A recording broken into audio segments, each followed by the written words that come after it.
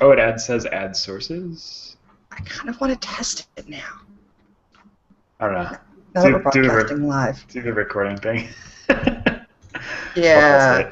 Wait, okay, you test it. I will do intro. Is it on the cats? The cats? No, YouTube? It's on my personal YouTube because it won't do the cats YouTube. Right. Oh, do you know what that is? I can make an assumption. Would I be right? You'd be close, except it has real in front of it because someone else already told me. Real? I am the real Jessica. Okay, Oh, we're recording. We're being broadcast, and meanwhile, Ella's going to test comments. So, hello and welcome to Cat Context, episode 35 for Wednesday, October 2nd, 2013. I said that. I'm like, 35? Really? Holy cow, this has been a while. We are back. We took a break for a month due to various things. Ellie was traveling. I was also traveling, but in a slightly smaller scope, taking all my stuff across town. So for those of you in the video stream, it's a totally new background right now. Very exciting. We have a number of different things to talk about today. Steam made some exciting announcements. We also have Final Fantasy 13, or 14, whatever, Final Fantasy 14 that our guest has been playing, and a whole bunch of other things, but let's start with introducing people. Hey, Ellie, how was your trip? My trip was awesome. I highly recommend going to the Middle East to everybody. Non-ironically. Shot at. No, come on. Everybody is very nice. Where did you go? I went to Israel, and I also took a day trip to Jordan to go to Petra. Israel, my cousin was getting married in Jerusalem, and it was pretty awesome. And then we went to Tel Aviv, and we went down south to the Dead Sea and the Red Sea. I swam in 3 seas in 1 week. It was pretty sweet. Cool. We also have another guest with us here today, and it is Ryven. Hey, Ryven, you haven't been on the show in a long time, but you were actually on show number 1. I was. I talked about Bikini Warriors. You did. No. Awesome. No. Yeah, it's a little bit more tame this time. So yeah, hey everybody. You say it's more tame this time, but we have barely gotten started. So yeah, it's true. Yeah, no, you're going to be talking about Final Fantasy 14, so I'm not sure tame. I've seen some of those outfits that they're wearing. That to be fair, most of those outfits are the male outfits. The female outfits are actually very well covered. That's true. That's true. Actually, the screenshots that I've seen have mostly been dudes and looking ready to party. Are we back to Terra levels of awesomeness? Yeah. Well, it's hard to reach Terra levels of awesomeness.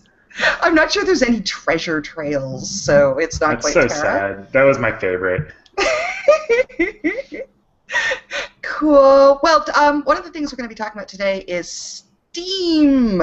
Steam made big announcements this week. 3 big announcements last week. One would be the SteamOS, the second would be the Steam Machine, and the third is their weird Steam controller. So, Ellie, let's start with you. Overall, what's your impression of their announcements? Not sure I care yet. All right. All right. You know, the SteamOS seems like it serves a very specific purpose for very specific people, and those people are people who don't want to buy a console but do want to spend all of the same amount of money on a living room machine. Mm-hmm.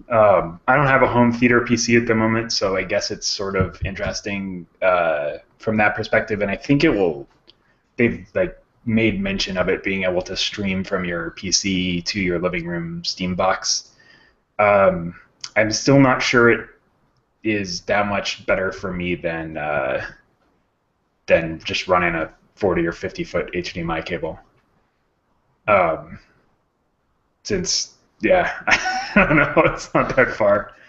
The other thing I still am hung up on is the fact that it runs Linux underneath, and it requires all of the developers to start writing for Linux or SteamOS, and that's another set of ports that they have to do. Well, I think the whole idea is that basically your Steam machine's just going to be like a router for your games, so none of your games are actually going to live on it. It's then it's going to stupid. stream through it. Then it's stupid. No, I'm serious. Like, I thought the point was that it was, that they're selling Steam boxes, which was announcement number 2 or what. Well, announcement number 2 was that exactly the same thing is going to happen that we all already knew was going to happen and have been talking about for a year, which is that eventually Steam will maybe sell some hardware, maybe, or publish, or through OEMs there will be Steam branded boxes, but that's not news, honestly, other than the fact that they're going to do it, right? So that's kind of news. That's not really news.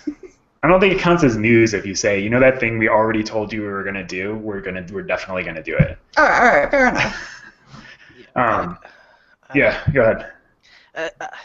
The whole box thing, it really is just, it seems like another console. It's all it is. A console that runs your Steam games. If you don't have a high-end PC, I think they're speccing it out to be like a high-end PC. That'll be at a lower price point, but it only runs SteamOS. So, like, I have a good computer. It's not aimed towards people with a computer currently. It's more aimed to console people to get them into a Steam. Who doesn't have a machine, computer? Quite a few people. You'd be surprised, actually. People who don't play their games solely on computer. There's quite a few console gamers out there that just don't touch it. I know a lot of people who just have a laptop. Yeah. Which, you know, you can't play a lot of games on that. I mean, I'm not sure that that's true. I know a lot more people are buying laptops and playing. They're not playing like high-end games on it, but I can't imagine that we're going to sit here and play high-end games on, you know, this console either. And if we are, then we're going to be paying the same amount of money that we're paying for our PC, so it's not going to matter. Well, the biggest thing to come out of SteamOS is actually the no licensing fees that comes with it. Because, like, currently, if you try to develop on any Windows platform, you're paying Microsoft all these fees for DirectX and all this other stuff. So, like, it could lower some of the price points in games, but I think they're just going to keep the prices the same and recoup the cost of something else. Yeah, I mean, they're still going to publish for Windows. Oh, absolutely. So those costs go in anyway. I mean, unless they price it differently on the Steam platform than they do on Steam on Windows. In which case, I'll just buy it for SteamOS and then play it on my Steam account that's on Windows. Like, I was just reading an interview Gabe had, and he's talking about he wants more user-generated stuff. So I'm seeing this more like the Ouya. Like, you know, it's not like Android specific. It's more like... That's weird. No, I'm just saying. Sure you want to be like the Ouya. I am pointing. I'm drinking pumpkin beer. That's cool. That's very festive. October. But honestly, it was more of a good luck to you, Ouya people. Yeah, I don't see a market for that machine. I have a tablet. It runs everything the Ouya runs. Why would I want one in my living room? I mean, Liore has a phone that runs everything the Ouya runs, so yeah, exactly. Yeah. Right, yeah. But I see this as an Ouya for, like, small games like Super Meat Boy and stuff like that, where indie devs don't have to pay Microsoft for a licensing fee or whatever to get it onto, like, Microsoft Arcade. They could go on Steam instead and do it that way. But they already do that. Yeah, but then they don't have to anymore. Yeah, but they don't have to go on Steam. I mean, like. No, they don't have to go on They're on Steam, Xbox but Live. It's it more kind of of a- kills the Xbox like, Live Arcade. it sort of kills Xbox Live Arcade. Like, they can get to console gamers without having to pay fees, not get towards PC gamers, is what the whole thing that they're going after. It's not designed to go after PC gamers. PC gamers have their Win machine. Steam runs fine on Windows. It's going to forever run fine on Windows, apparently. But it's to get people from Xboxes and PlayStations to switch over to a more PC-like machine. That's, I think, what the design is going for. Yeah, I would agree with that. I Do you think think there's room for that? It remains to be seen. I don't know. With the PS4 and the Xbox One or whatever it's called, I don't know. It's going to be a tight market. My worry is it's going to start splitting things into more like exclusive deals. Like, you got your Xbox games, you have your PlayStation games. Are there going to be Steambox games that I got to go buy Steambox to play specifically? I really don't want to see that. But anything that plays in your Steambox, you'll be able to play on your PC. You would hope, but keep in mind, as Ellie said, this is going to run on Linux, and it's going to be designed specifically for Linux and stuff like that. And I don't know. But I think the idea is that the games are going to live on your Windows box and be shunted through your Steam box, which will sit in the living room. Your Steam I machine. don't think so. I think it's actually downloaded onto the hard drive of your Steam box.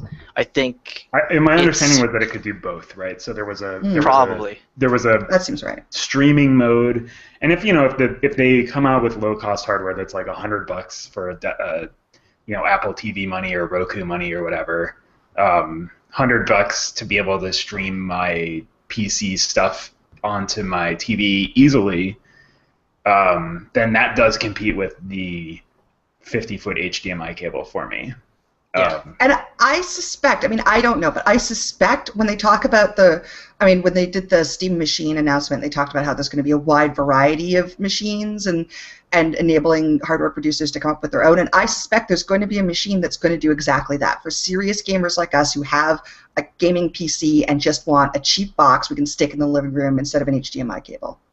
Yeah. Yeah, if it does that and does Xbox Media Center or XBMC, it's not Xbox Media Center anymore, is it? I don't know. Anyway, if it runs XBMC and does the stuff that like Play On or any of those sorts of services that stream content from your PC to your TV, then it's something that I would be. That product I might be interested in. I thought the NVIDIA Shield in theory is cool because I can run on the same hardware that I run on and play it in my other room or whatever. Mm-hmm. I care a lot less about being able to play in bed than I do about being able to play on my TV if I want. But yeah, I don't know. Yeah, I have a full PC in my living room right now, and if I could. At some point, it's an old PC, so at some point it's going to explode. And if I can just spend $100 and get a box that will stream my games, like stream Netflix and stream YouTube, done. It'll take up less space in my living room. I would be very happy with that option. Well, they said that you can. It's not locked to SteamOS either. You can install Windows on that if you want. So it's like it's a completely unlocked machine. There is no proprietary rights to it. It's just. It's hardware with SteamOS. You can buy it. You can fiddle around, do whatever you want to it. You can upgrade it. So, like I said, I think it's geared towards getting people who are on consoles to accept a more PC-like machine to play games on. Sure, but there's no way they're going to be able to build it at console prices. Depends. Why not? Because you can't build. You can get a Raspberry Pi for $35. Yeah, and a Raspberry Pi can't possibly play any of the games that you want, unless what you want to play is MAME emulators or whatever. Yeah, but I'm just saying, if you could do that. No, but could you do for $130? So take $500, right? Mm-hmm. What kind of gaming PC can you build for $500? You can build a reasonable gaming PC for $500. And they'll get better margins than we will as consumers. Keep in mind that because there is no rights to this thing, it's all going to be free and open. Every single developer can make their own machine and sell it for whatever price point they want. So the prices but the hardware still costs what the hardware costs. But isn't the PlayStation 4 essentially got PC hardware in it, and it's going to be less than $500? Well, all consoles typically have. No, they don't. They don't. So why magically your PC is going to be more expensive? It's not off the shelf. No. It's not off the shelf hardware though. The PS3 or PS4 and the Xbox One both have. Underneath its x86 architecture, which is basically just the machine language that's the same, but the rest of the architecture is not at all PC-like. The reason they can get away with much worse specs than we will have on a PC in 2 years, or 1 year at this point, honestly, for the same amount of money is because they can optimize in ways that PCs cannot. It is absolutely true. Don't give me that face. I'm giving you that face. Yeah, but the point being, for the high-end games, it's going to stream them from your computer. Maybe. That's not for a PC, not for somebody who's coming from a console. I don't think that's true. We have to wait for a little bit more announcements, but I don't think it's going to be streaming from your computer. I think it's actually going to be on your Steam box itself. Well, if it has to be on the Steam box, then this is not in any way useful to any of the three of us. No. Yeah, if it has to be on the Steam box, then the game has to run on Linux, which is going to be a problem. Well, it could also run on Windows because you put Windows on the machine if you really wanted to. Right, but out of the box. Out of the box, yes, it's got to run on Linux. Which is why I mean, we'll have to see, but I feel certain that they're going to have to do some sort of streaming thing because having to rely on games to start running Linux is going to be. I just can't see that as being, I don't know, an option. That like from the beginning when Gabe Newell started talking about, Linux is the OS of the future. Like he's full of shit. Like he might want that to be the case. And many of us might also want that to be the case. No. But the fact of the matter is, like, huge portions of the population run Windows and Mac OS. Like, Linux is niche. Linux has always been niche and will continue to be niche because developers aren't going to go rebuild their games for yet another platform that's even more targeted. I mean, if they're going to do that, they're going to put it on a console that already exists and has weight behind it. To me, yeah, no, I agree with that. To me, I can't use a Linux machine. All my programs I need for work are on Windows, so I'd be kind of interested to actually see what happens if I could load my work stuff onto there. Cause, like, I work in architecture for people, so if I can load Revit onto the Steambox and see how well that runs off of it, it'd be kind of cool. But we'll see. That plus, like, the Oculus Rift would be kind of cool. Build my buildings and just go inside them. Yeah. That is cool. Yeah. There's actually somebody working on an app for that. I saw that. So. That makes perfect sense. It's having used the Oculus Rift, I think walking around diagrams in 3-dimensional or navigating around in 3 dimensions would be like. I mean, I don't know. I know drafting software has come a long way since the last time I used it in general, but that would be pretty amazing. Yeah. So let's talk about the controller for a minute. I don't get really it. Care. Yeah, no, I don't get it. I don't get it either. And they say you're going to have the kind of precision that you get with a keyboard and mouse. And I'm looking at the thumb swirly things, and I'm like, really? Yeah. Well, so the thumb thing, if it's touch and actually accurate and fast, I mean, I have played those kinds of games a little bit on like an iPad or on a phone, and aiming with a thumb like that, just dragging around, is not terrible. It's much better than a stick. The guy who made Super Meat Boy, Tommy Refenes or something, he posted on his blog that he was part of the like Q&A testing for this controller. He said if he had to choose between it and an Xbox 360 controller, he would take the Xbox 360 controller. But that doesn't mean that the Steam controller is actually bad. It's just because he has more time and practice with an actual 360 controller. He said that it's got all the precision and latency of a regular controller, but I still don't see it replacing a mouse and keyboard. Right. I mean, it definitely seems like it's aimed, and I think intentionally so, at being able to play FPSs, right? Yeah. I have played a lot of FPSs on both PC with a mouse and keyboard and on, dual stick controllers going back to, I don't know, whatever, GoldenEye, I guess, which wasn't even dual stick. Single stick. Yeah. Old school.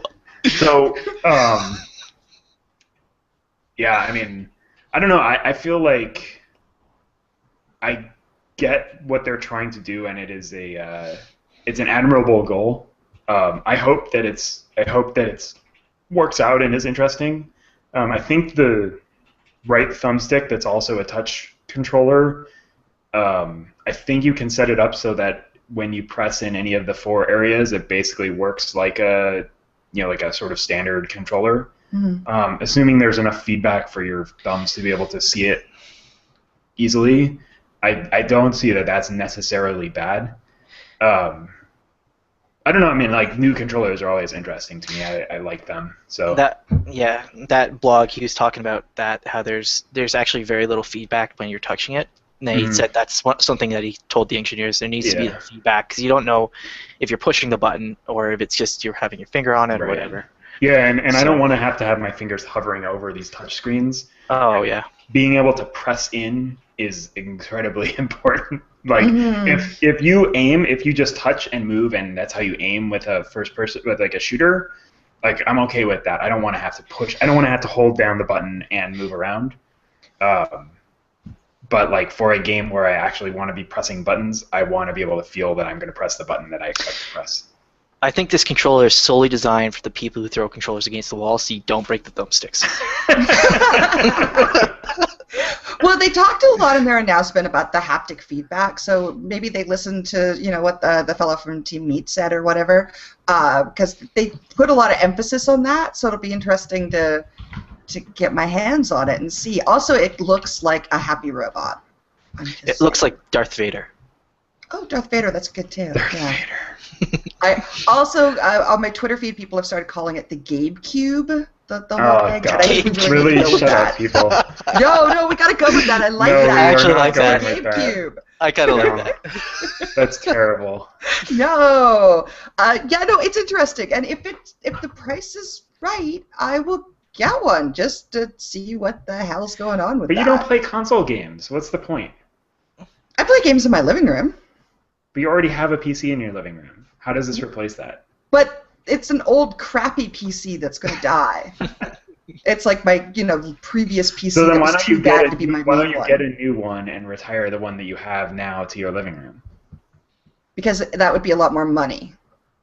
Just play for Steam box. Apparently, they're going to be like $100. Yeah. Exactly. We're back in magical Christmas happy land. Oh, just you wait. Well, no, that is going to be the thing. It's going to be the price point. But Look, I would love to get proved wrong. I think conceptually it would be awesome to have. I mean, like the home theater PC in general, right? Like a more full-featured PC that is easy to get set up in my living room would be something that I'd be interested in because I don't want to have to go build a new one. It's true. Yeah. But if all it does is stream my computer there, I think there are other options for that. Personally, I'd never use anything like that. I've got my computer in my living room, so like. Well, that works too. Yeah. Okay, well, I guess we'll move on because I think we'll have to wait and see what happens with all this. But it's pretty exciting. It is. Ryven, you've been playing Final Fantasy XIV. I have. The rest of us have not been playing Final Fantasy XIV. So tell me, why should I be playing this game? It reminds me a lot of Vanilla WoW, actually. Just the dungeon content, group content, and stuff like that. Currently, for everybody who's been playing it, I'm at Titan hard mode. I haven't downed it yet. I've gotten to pre-heart phase today, and it's with pugs. And unfortunately, my free company isn't high enough level to actually get through there, and whatever.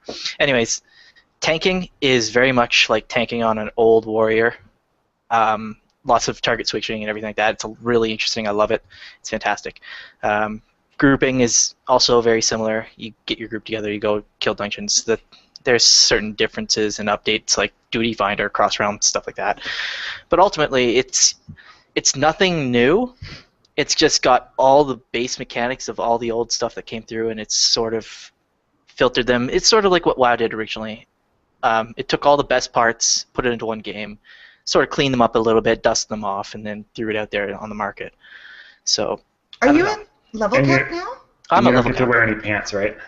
Oh, you wear pants. Like literally, I was leveling up as a paladin, and half the cutscenes I was wearing this heavy armor where my head was invisible or any part of my body was invisible. So like in these cutscenes, your character would like nod or whatever. You just see my character stare blankly in this giant black armor. Just okay, good, let's go. Nice. So about how long did it take you to level? 2 weeks and a half.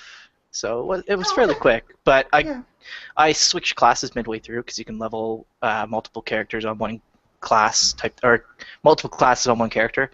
So like I started as a white mage, leveled that up, and then switched over to a paladin halfway through and leveled that all the way up to 50, and I've been playing that since. So yeah, I hit level cap. I've been doing crafting, which is fantastic, by the way. It's like take a class specifically for crafting, and then you have to level that up 50 levels. It's like actual classes for crafting. Yeah, you get skills. To create an item at level 50, you have to go through various skills. Like it's not just click a button, make it, whatever. Like you can fail it and lose all the materials for this. Like you lose like $100,000 worth of materials just by screwing it up completely. But you can craft like high quality, so they're slightly better, and like finding a really good crafter who leveled up some of the skills and can actually precisely do what you need. And you have crafting gear as well. It's like you have to gear up your crafting class to craft the best items. So Where do you get crafting gear from? you craft it. So Good answer. yeah. That sounds really neat. That actually sounds even more in depth than EverQuest 2, where you had the kind of experience levels and crafting levels. So what's the procedure for crafting in the game? Like, you go out and you find materials? So you can go find materials. You get your miner, you get your botanist, so you can go find some trees, cut them down, get your ores, and you smelt them as a smith, blacksmith or armor smith. So each item has like a specific durability. Like typically, some of the crafting materials that you can craft out of crafting materials, like your ingots and stuff, they have like 40 durability. So you only have a little bit amount of durability to get the most quality out of that item. So the more quality you put in, the more experience you get out at the end. So it's not like, let's go craft 50 items really quickly. You actually take your time individually per ingot to actually craft them to the highest quality as you're going through and craft like all these items all the way up. It's a fantastic system. It's slow, but I like it. Yeah, but there's nothing wrong with a slow crafting system. Did you find that it was worth crafting as you were leveling up? No. It can be expensive. One of the things about the crafting system is that there is only a set limited amount of gear. So when you're leveling up, you're picking up all these gear pieces. It's the exact same stuff as the stuff you can craft. So it's like, yeah, there's not much point. It's really to get it to the end, because by the time you get to the end, you can make like this 2-star high quality stuff, which is about on par with some raid gear. It's not equal to the highest level, but it can get you into the raids, which is the hardest part. So it's worthwhile. There's some people who just level crafting classes. So I got one guy in my free company who's got level 50 on all the crafting classes, but no level 50 on any of his actual characters. He spends the whole time crafting. That's pretty cool.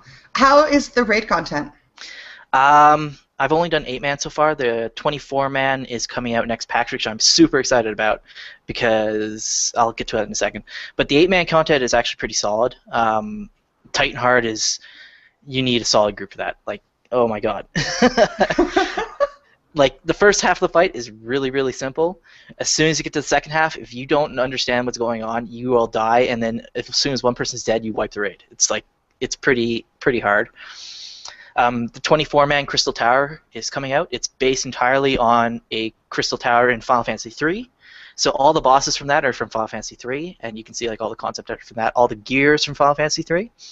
And it's actually 3 groups of 8, and you queue up in the Duty Finder for this. And at various points in the raid, those 3 groups actually have to split up and go through separate parts of the dungeon by themselves. So you're going to have 6 tanks, 6 healers, and whatever, how many other DPS there are.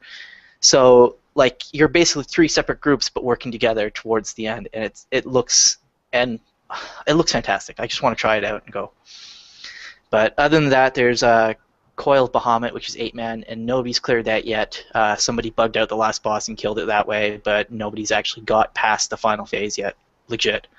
So it apparently, from what I've hearing from people like Death and Taxes from the original WoW, their guild is back in this. They said this is about on par with original original raid content from WoW, difficulty and like funness. Like, I don't know. It just seems more like original WoW to me. So that's really cool. Bringing back the bosses from old Final Fantasy games is extremely cool, and the splitting up of the groups is that's a really neat idea.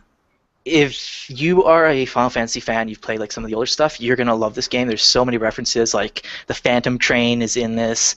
Your level 50 mount that you get from the story is friggin' Magitech armor from Final Fantasy 6 at the beginning of the game. So you're walking around on this, like you see like a level 1 you're leveling, and all of a sudden this Magitech armor just comes strolling off. It's like clunk, clunk, clunk, clunk, clunk. It's massive and awesome. Yeah, there's just so many references to other games, and it's fantastic. I like it as somebody who enjoyed the earlier Final Fantasies. So yeah, I tried it, and unfortunately it didn't stick with me. I think just because, I don't know, I only got to maybe level 8 or 9 or something. Yeah. The early quest, it just wasn't that exciting. Maybe I was playing the wrong class too. Wait, that's a lot like our old Final Fantasy games too.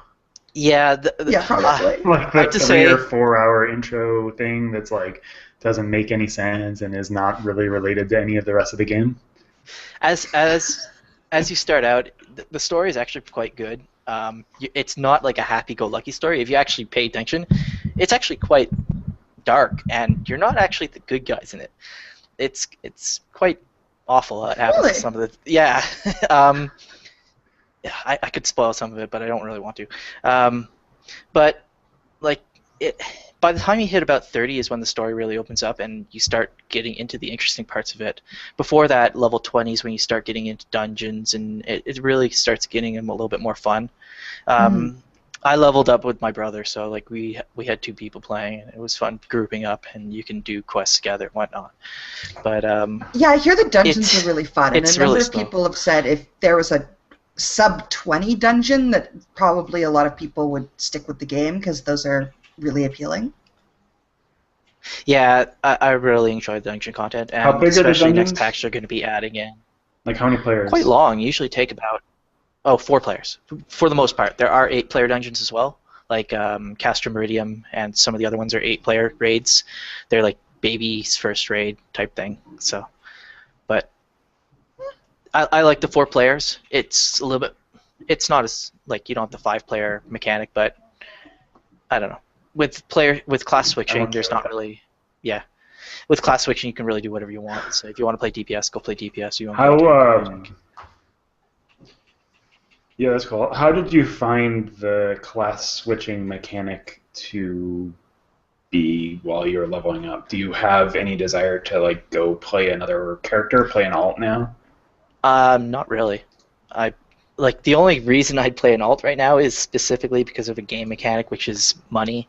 Um, the income that you get at level 50 is quite minuscule. Hmm. So the only way to really get money is to go gather or craft or whatever, and you're only getting money basically because bots are in the game leveling characters and selling off like these little gold pieces you get. So really the only income is actually coming from these bots. So it's yeah, that's the only reason I'd go level another character is to get some money out of it. Huh. Yeah. So, like, do your classes? You'll have to. I haven't played it obviously very much in depth, but do you create like an amalgamation of the different classes, or are you actually just like switching like in WoW between specs? um, when you switch a class, it is basically like switching a spec in WoW, Hmm. except when you level other classes, you get cross-class skills. So for my there are two types of classes. There are classes and then there are jobs. So at level 30 you unlock a job, which is a slightly more specific. So as a gladiator, which is a class, when I hit level 30 I turn into a paladin. As a gladiator, I have more access to cross-class skills. I can access archer skills, I can access black mage skills and stuff like that. But when I go into a paladin, which also requires you level a white mage up to level 15, um, I only get access to certain skills. I get access to Marauder skills, and I get access to Conjure skills, which is like the white mage pre-class. So I can't go into the archer and get damage dealing skills. I can't go into the black mage and get magic skills. I'm specifically limited. So it's more useful in raids. You get higher stats, you get higher defenses and stuff like that. But if you're out solo in the world and you need a slightly higher damage output, you can go and choose not to be a paladin. Just go be a gladiator and use other cross-class skills to increase your damage. So it gives you more variety in how you play. So this is subscription, right? It is. I haven't paid yet because I think my time runs out in like a week or so, but they've been giving it a little bit of extra free time because of server issues, which have been completely solved now. There are no server issues whatsoever anymore. Never, So never again will there be server issues. probably not. But I actually enjoy it. I'll probably subscribe to it simply because I want to see what Crystal Tower comes out as. I hope they add a couple more dungeons. Level 50 is kind of stagnant. There's only like 3 real places to go right now.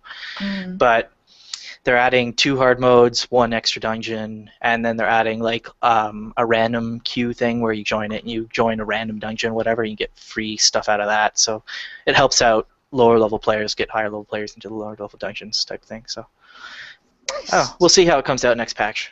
Do you have any level scaling or anything like that? Yes, level sync. So you scale down, you lose access to skills that you have that you aren't level to use, Okay. type thing.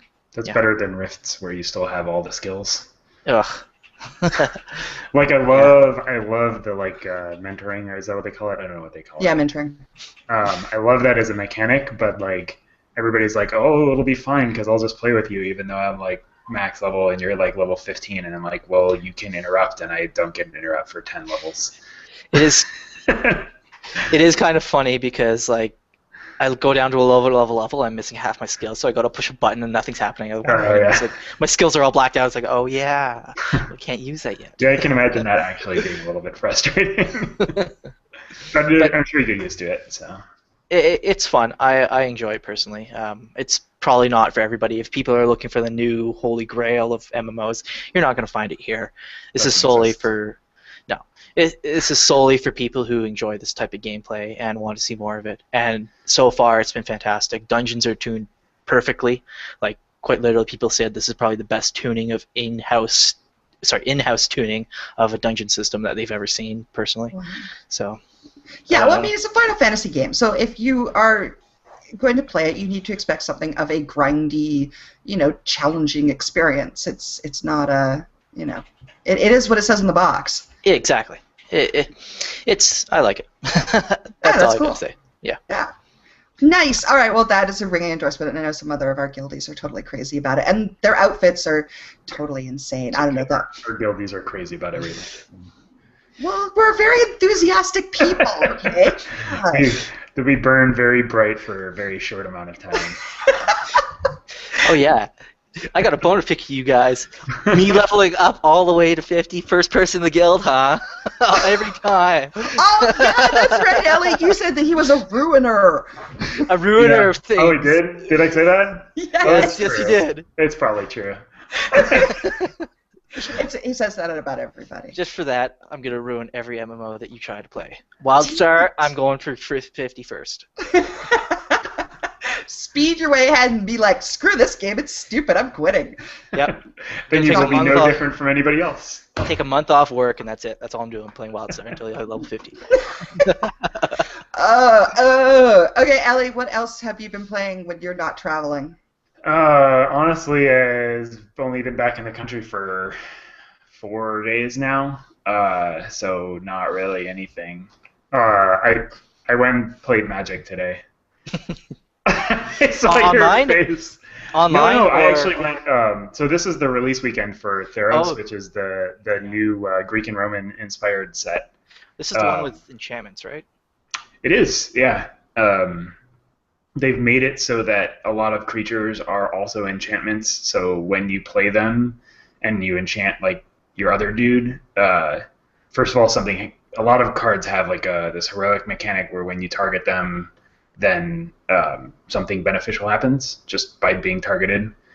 And then a lot of the creatures have this bestow mechanic where the enchantment goes on them, but as soon as the enchantment falls off, it's actually just a creature. And the flavor is that all of the enchantments are gifts from the gods. So there are actual gods that like don't show up until you have enough, they call it devotion. It's basically like enough of their colored worshiper type, their colored stuff in play. And flavor-wise, this set is totally awesome. I am super hooked and sold. Talking to the game store owner that I played at today, he said this has been probably the most popular set in quite a while, which is exciting because the last set was also an extremely popular set. The Return to Ravnica block, which is going back to something that was already really popular first time. It was very popular second time, and now this one's very exciting. So I won my tournament today, which hooray me! Yay. Nice.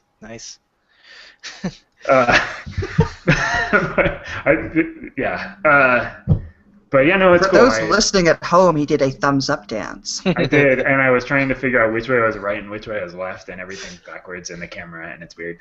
I'm really glad they're doing stuff with enchantments, because enchantment protection is one of the hardest things in Magic. I see so many pro players just pass them up because they don't. It's so hard to use them. So yeah, they're very, very good in this set. So they went to push it, and I feel like they have figured it out. I mean, figured it out or not, but the mechanic works, because if you lose your creature that's enchanted, you still get a creature. Yeah. Out of the deal, so you aren't 2-for-1, which is one of the major problems with enchantments. Yeah. Oh, that sounds interesting. I want to see more pre-release stuff. I'm hoping MTGO Academy puts stuff up online before Yeah, I I'm buy sure some they will. sets. So the pre-release was last weekend, I think. Yeah. And I was out of town, so I didn't go. And then this weekend was release weekend, and then in 2 weekends is the game day, and they're actually doing an interesting mechanic for the game day where you don't play against each other specifically. You play against like a sort of automated Hydra badass deck thing. Is this the hero card that came in the pre-release stuff? Yeah, I think you can use your special hero, and I had the red hero who, like, he's like an avatar of war or whatever, and then there's like the wisdom guy, and whatever. I don't know. Flavor-wise, this is a really awesome set to me, and that's not hard because the flavor of Greek and Roman gods are awesome. Shut up, Liore. Stop making faces. I did not say anything. Man, I didn't even say anything. How are they doing still dual color stuff, or is it just solely enchantments and devotion? Because I know Ravnica's IFA dual colors. Yeah, and they've been trying to push that. That was all dual colors, and then all of the standard decks were basically 3 colors because they made the mana super, super easy. Yeah. The mana is a little bit less good, and they're still doing cycles of dual. There's still gold cards, dual colored gold cards. For all of the limited stuff, you're going to play multiple colors anyway, and I expect that there will be a better mixture of 1, 2, and 3 color decks this time around. So yeah, okay, it should be fun. I'll have to take a look at that. Yeah, and it's interesting that. Sorry. No, go ahead. I was going to say, like 6 months ago, or maybe a year ago, everyone was making a MOBA, and now everybody's making a digital trading card game. That is the new thing. Everybody's making one of those. Yeah. Well, they're like, related microtransaction business models, right? Yeah. Yeah, and actually, those microtransactions make more sense than a MOBA game. Oh, I get a skin. This, you get packs of cards, and you get something physical for your thing. But it makes sense, and plus, it just like any other physical media. I mean, having just moved, I'm like, forget DVDs. I'm throwing these out. So the same with cards. I mean, why keep huge swaths of cards everywhere? It's all about the smell of the cards. When you open that fresh pack, you take a whiff of it those makes that like cards. sweet crinkly noise. It's Oh my God! I can't totally. Oh man! Oh, the sweet crinkle noise. I can't totally find fault with it because I do have a house full of books because I can't give up my books, even though I could just have a Kindle. I gave up all my books. I'm very sad. I'm What? slowly building my library. Did you go back and check Amazon? Is Amazon doing that thing in Canada where you can like buy your books digitally for far cheaper than rebuying them? Oh, I haven't. I don't think so. Canada books are out of whack. We spend more money on our books than you guys in the U.S. and our dollars par on yours. It's pretty ridiculous. Like we're paying. Yeah, book pricing here is crazy. Yeah, but your dollar is stronger than ours for the first time, And we still pay more for everything. Grrr. And it's a worse place to live. Communist Social Republic of Canada. Your face was amazing. Anyway, moving on from that complete falsehood. Ryven, aside from Final Fantasy, what else have you been playing? I have been playing Brothers: Tale of Two Sons on PC because I don't play on my console anymore because it's in a box behind me. Yeah, it's interesting. People have been raving about this game as fantastic, like the next Journey type of thing. It's fun. I wouldn't say it's the best game this year. I enjoy it. As far as difficulty-wise, it's more of a fight of mechanics rather than actual gameplay mechanics. Because the way the game plays is you have control over 2 characters simultaneously. So let me just give it. So older brother is controlled with this side of the stick. Younger brother's controlled with this side of the controller. So when you're playing and you see two characters running around separately and you're trying to control them both, your brain starts to get confused. Is where you're going. You got to take a second to reorient yourself. So that's where the difficulty comes out, because you're doing like all these like platforming puzzles and stuff like that, and you're like, okay, who's moving next? And then you're under pressure because things are falling around you, and you're trying to like figure out which brother I have to move without getting killed, because as soon as one dies, you have to restart. And it's yeah, but no, it's been fantastic. I enjoy it. The stories, there's no dialogue whatsoever like Journey, so the story is told through actions and how the characters behave. So it's not this is how the character is. It's more like this. You understand a little bit more about them. I don't know. But yeah, I watched a little preview of it, and I mean, I think like one brother likes animals and the other one doesn't, and you can they have different qualities. Yeah, like the big brother's strong and stuff like that. The younger brother's creative. Like, you see him play like musical instruments, and the other older brother will be like, "Yeah, this is useless. Why am I doing this?" type of thing. So he's a little bit more serious. Is this like playing the Lost Vikings, but having to control them all at the same time? A little bit, yes, actually. And Lost Vikings, best game ever. Yeah.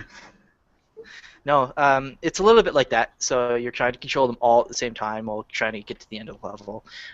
It's nowhere near as difficult as Lost Vikings was. Yeah. That was hard. But that's a different generation. Okay, so when we grew up, games were difficult. Actually, have you nice. When we grew up, says the young person. I know, seriously. Hey. I'm almost Have you played Trine? I have not. I've seen it played. I don't think it's similar to that very well, because you don't really. Yeah, this is more straight platformer. It's not like attacking things. Right. So, sure. I don't know. It's more of a storybook type game. It's very cinematic, and you have to, when you pay attention to the story type, it's more like Journey, really, is what it is. You're there for the experience of playing the game. And is this on Steam or Xbox Arcade? It was released on Xbox Arcade early because they had a deal with Xbox Arcade. It was something to go with that. Well, but it's now on Steam. Yeah, they developed it there first. Yeah. Yeah, it's now on Steam for like $15. I'd probably pick it up in a sale, just because I'm cheap. But for me, I really wanted to try it out and see what it was like, so I bought it at full price. And while I don't regret the purchase, I'd definitely wait again next time. It's not long until Christmas sale, so. Yeah. No fall sale first, or did the fall sale go already? There isn't a fall sale. Yes, there is. There's a sale for every season. No, there isn't. There isn't a yes, spring there is. sale. Yes, there is a spring sale. No, okay. No, we're doing this right now. Live on the street. Liore Google's Steam. There was definitely a spring sale last year. God damn it! There is a spring sale and a fall sale. I know. I think that's part of the reason that the sale. I actually think that's part of the reason the sales are way less exciting. Oh no, they don't do spring sale. Yeah. We talked one about out of two. I knew there was one season they didn't do. It's the spring sale. They do fall. They don't. They did a spring sale. No, they don't. Wasn't it like Easter? Reddit says they don't do a spring sale. Well, don't fucking listen to Reddit. I can't believe you actually clicked on a Reddit link. Look, I'm live on the internet. I'm gonna get you a fedora. Is there a Steam spring sale? No. Are you wearing a fedora right now? Am I wearing a fedora right now? For the people listening to this podcast, I just flipped Elly the bird. Anyway, today I hit 90 in World of Warcraft. Hooray! You're a Warcraft player. And it took a long, long time. I kind of gave up to do 85 to 90. I gave up after about, the first 2.5 levels, and I just did Warfronts not Warfronts, that's Rift. Battlegrounds for the last 2.5 levels. So it was nice to be done. Sorry? That's a lot of battlegrounds. It is a lot of battlegrounds, but I like healing in battlegrounds. I'm weird. And then I went immediately after getting flying, which was obviously the first thing I had to do, to the Timeless Isle, which just came out in patch 5.4. And if you are a new level 90, I would go there. That is my recommendation. I mean, everything is an elite and wants to kill you really badly, but there are chests hidden all over the island in various places. And in about an hour and a half, I filled, I think, 5 slots with epics. Wow. How many looking for raids have you been to within an hour of hitting level 90? I have not done any because you need a certain item level to get into looking for raid. Six smears the loot pinata falling closer to the tree.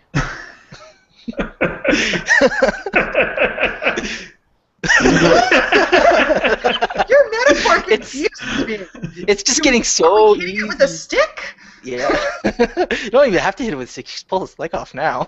Did you get Yeah, like no, 1,000 daily quests also? There are 1,000 daily quests, which I have not done any and will not do any because I hate daily quests, so whatever.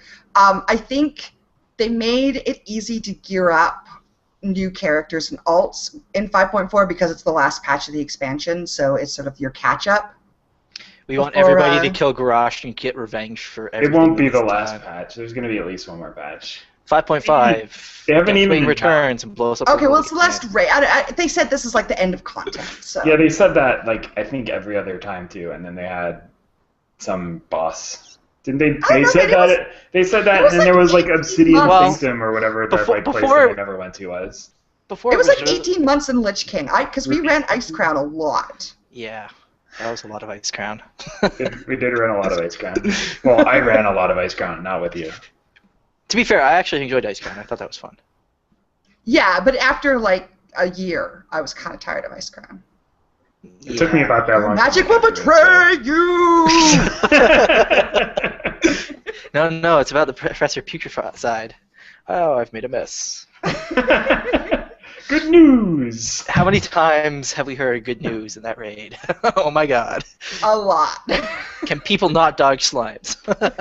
No, people can't do that. I don't understand it, but nobody can. No. Like, it's not that hard. They're slow. Now we're getting into bitter X. Can we also talk about Grobulus and how people couldn't dodge slimes on Grobulus?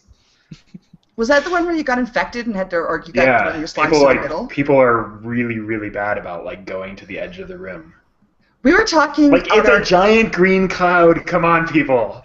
Our Monday Night WoW group was talking last week about the clouds before Yogg Saron. Oh god. And people running through the clouds. Stay out of the cloud. Stay out of the cloud. Oh, you ran through the cloud. My favorite was once we got the add-on that told you who broke the cloud. Because it was the same goddamn person every time. I know, but then why are you breaking timeout? For us, it was like at the time it was our raid leader too. He was like a hunter, of course, and he was yelling at everybody to not break the clouds, and I like just would screenshot it and paste it back.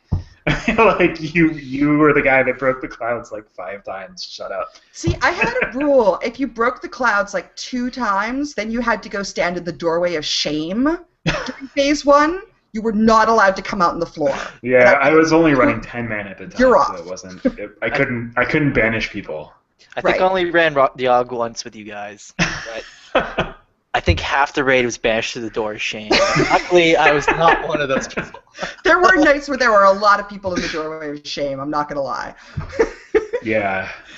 Yeah. Anyways, that's what I've been doing. I've been playing WoW and finally got to 90. So I will probably play some more Timeless Isle and then do the looking for raids and then like quit.